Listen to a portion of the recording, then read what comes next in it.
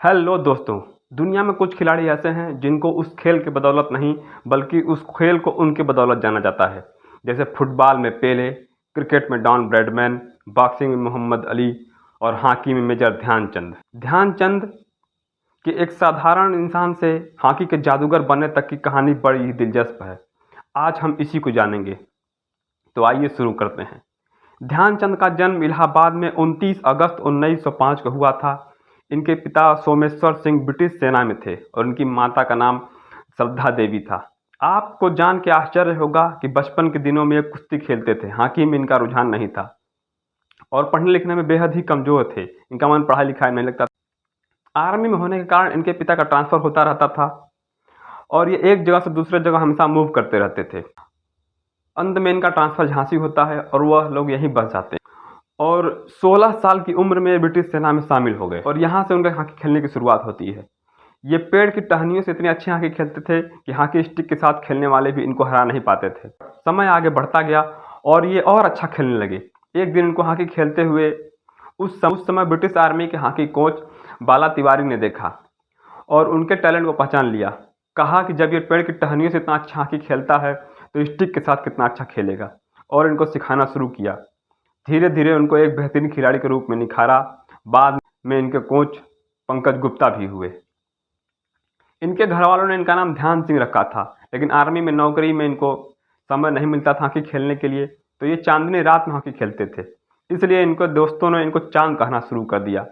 बाद में इनके गुरु ने इनके नाम में चंद जोड़ दिया, जिससे इनका नाम ध्यानचंद हो गया। ये ध्यानचंद उनको खेल के जुनून के कारण मिला था, लेकिन अंतर्राष्ट्रीय स्तर पर खेलने का मौका अभी नहीं मिल रहा था, जो इनको परेशान कर रही थी। 1926 में एक समय जब ये अपने बैरक में सो रहे थे तो इनको एक साथी ने जगाया और कहा कि तुमको न्यूजीलैंड टूर्नामेंट में खेलना है, चलो तैयारी करो। ये वो पल था जिसका ध्यानचंद को हमेशा से इंतजार था। उनकी खुशी का ठिकाना नहीं था। उन्होंने अपने सारे दोस्तों को बताया, खुशी से झूम उठे।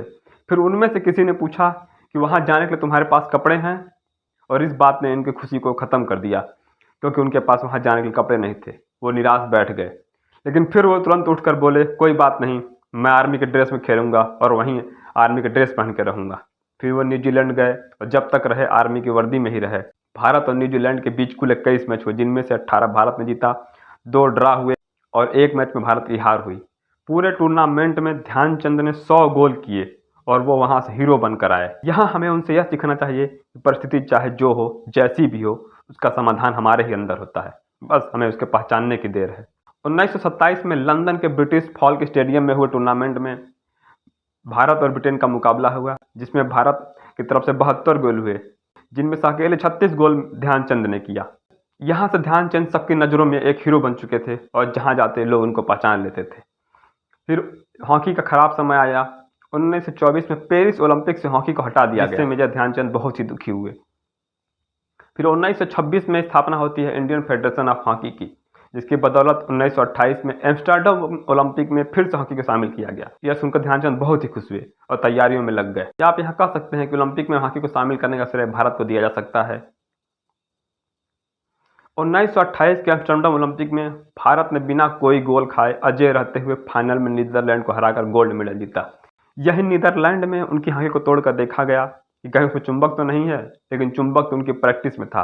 जब वो टीम वापस आई तो किसी हीरो की तरह उनका स्वागत हुआ, जिसे देखकर ध्यानचंद बहुत ही खुश हुए। इसके बाद तो हॉकी का जादू भारत के बच्चे बच्चे के सिर चढ़कर बोलने लगा।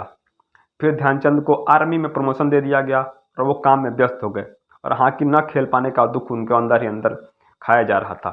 फिर समय आया 1932, जहां लॉस एंजलिस में अमेरिका में भाग लेने की बारी आती है, तो आर्मी ने उनको छुट्टी देने से मना कर दिया, लेकिन काफ़ी मान मनौवल के बाद फिर से उनको छुट्टी मिल गई। लेकिन ब्रिटिश सरकार ने टीम को भेजने के लिए पैसे नहीं दिए और कहा इतना खर्चा हम नहीं दे सकते, क्योंकि भारत से अमेरिका जाने तक खर्चा 3 लाख रुपए था, जो उनको पैसे की बर्बादी लग रही थी। टीम के जाने के खर्चे के लिए राजाओं से, लोगों से पैसे लिए गए, फिर भी पैसे नहीं पूरे हुए तो पीएनबी बैंक से लोन लिया गया, फिर भी पूरा पैसा नहीं जुट पाया, तो मैच खेलकर उनसे पैसे जुटाए गए और कुछ बंगाल एसोसिएशन ने पैसे दिए, जिससे उनके जाने का खर्चा पूरा हुआ। लेकिन फिर भी वहाँ रहने का खर्च उनके पास नहीं था, तो उन्होंने तरकीब निकाली कि रास्ते में जाते टाइम जहाँ जहाँ रुकेंगे वहाँ मैच खेलेंगे, उससे पैसे जुटाएंगे और वहाँ रहने का खर्च निकालेंगे। तो इस बीच भारत ने श्रीलंका, जापान जगहों पर मैच खेले, उनको हराए और वहाँ के पैसों से अमेरिका में रहने का खर्च निकाला। भारत से जाने और अमेरिका पहुँचने के बीच में भारत ने जितने भी मैच खेले उसमें कुल 336 गोल किए, जिसमें अकेले 133 ध्यानचंद ने किए। और लॉस एंजलिस ओलंपिक में भारत ने अमेरिका को 24-0 से हराते हुए एक विश्व रिकॉर्ड बनाया, जिसे खुद भारत ने 2003 में इंडोनेशिया में हांगकांग 26-0 से हराकर तोड़ा। लॉस एंजलिस ओलंपिक में फिर से भारत ने गोल्ड मेडल जीता, जिसका श्रेय ध्यानचंद को जाता है। ध्यानचंद वहां से एक सुपरस्टार की तरह निकले। फिर 1936 में बर्लिन ओलंपिक को तो कोई भारतीय भुला ही नहीं सकता है। इस ओलंपिक में भारत जर्मनी से अपना पहला मैच हार गया था। मेजर ध्यानचंद ने अपने जीवनी गोल में खुद लिखा है कि वो उस मैच को कभी जिंदगी में नहीं भुला पाएंगे। उस रात वो पूरी रात नहीं सोए, लेकिन उसके बाद फिर से वो उठे और भारतीय टीम नई ऊर्जा के साथ खेली। लगातार सभी मैच जीते हुए फाइनल में प्रवेश की, जहां उसका मुकाबला होना था वहीं जर्मनी से।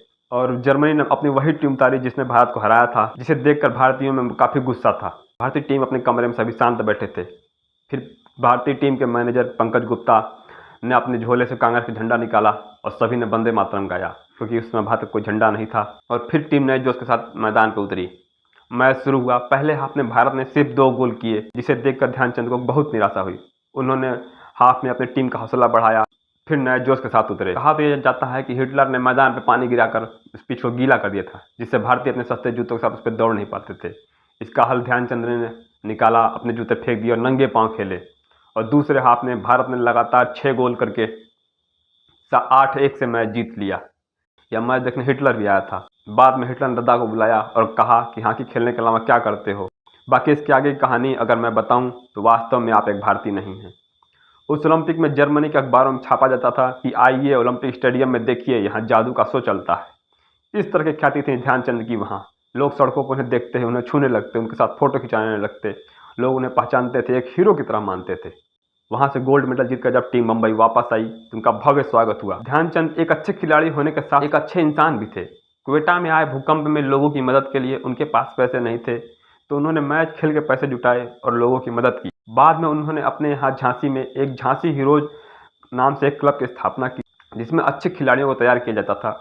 दद्दा खुद झांसी आने पर वहाँ खेलते और उनको सिखाते थे। दद्दा सेंटर लाइन के खिलाड़ी थे। उनके साथ खेलने वाले बताते थे कि वो सेंटर से 25 यार्ड के बीच में इतनी सफाई से पास देते थे, विपक्षी टीम को समझ में नहीं आता था। और 25 यार्ड की लाइन के बाद उनकी गेंद इस तरह उनसे चिपक जाती थी जैसे कोई गोंद लगा हो या चुंबक हो। बाकी खिलाड़ी देखते ही रहते थे और वो आसानी से गोल कर देते थे। इनका खेल इतना करिश्माई था कि इनके खेल को देखते हुए वियना में एक मूर्ति लगाई गई, जिसमें इनके 4 हाथ और चारों हाथ में एक स्टिक है, जो उनके खेल के उच्च स्तर को दर्शाता है और उनको भगवान की श्रेणी देता है। इनको पाकिस्तान में 1949 में चीफ गेस्ट के रूप में बुलाया गया था, जहां इनका स्वागत किसी हीरो से कम नहीं था। लोग सड़कों से लेकर स्टेडियम तक खचाखच भरे थे उनको सिर्फ देखने के लिए। ऐसी बहुत सी कहानियां और बहुत सी किंवदंतियां हैं जो ध्यानचंद के बारे में हैं, और ये किंवदंतियां सिर्फ उन्हीं खिलाड़ियों को बनाई जाती है जो अपने खेल में महारत हैं, जो अपने खेल के भगवान हैं। और मेजर ध्यानचंद सबसे बड़े और सबसे बेहतरीन खिलाड़ी हैं हॉकी के पूरी दुनिया में। 1948 में दद्दा ने खेल से संन्यास ले लिया। भारत का पटियाला में राष्ट्रीय खेल अकादमी बनाया गया, तो ध्यानचंद को उसका पहला चीफ कोच बनाया गया, जो उनके प्रति सम्मान दर्शाता है। 1956 में ध्यानचंद को पद्म विभूषण से सम्मानित किया गया, लेकिन उनके अंतिम समय में उनको काफ़ी परेशानियां झेलनी पड़ी। पैसे की भारी कमी और आर्थिक तंगी के चलते उनका ठीक से इलाज नहीं हो पाया, और 1979 में दिल्ली के एम्स में लीवर के कैंसर के कारण उनका देहांत हो गया। और इस तरह हॉकी का एक युग जो समाप्त हो गया, और इसे कभी भी भुलाया नहीं जा सकता। भारत के इतिहास से लेकर दुनिया और हॉकी के इतिहास में मेजर ध्यानचंद का नाम हमेशा हमेशा अमर रहेगा। ध्यानचंद के साथ उनके बड़े भाई रूप सिंह भी हॉकी के बड़े खिलाड़ी थे और उनके साथ हॉकी खेलते थे। बाद में उनके बेटे अशोक चंद ने भी हॉकी में खूब नाम कमाया और भारत के लिए ओलंपिक में हॉकी खेले। ये था मेजर ध्यानचंद के बारे में उनका पूरा इतिहास। अगर आपको हॉकी के बारे में और जानना है कि हॉकी का विकास कैसे हुआ, हॉकी कैसे आगे बढ़ी, कैसे खराब समय आया, फिर कैसे उभरी, इसको जानने के लिए आप हमारी वीडियो को प्लेलिस्ट में जाकर देख सकते हैं। वहाँ पे मैंने पूरा इतिहास बताया है। बाकी अगर आपको जानकारी अच्छी लगी हो तो हमारे वीडियो को लाइक करें, चैनल को सब्सक्राइब करें। धन्यवाद।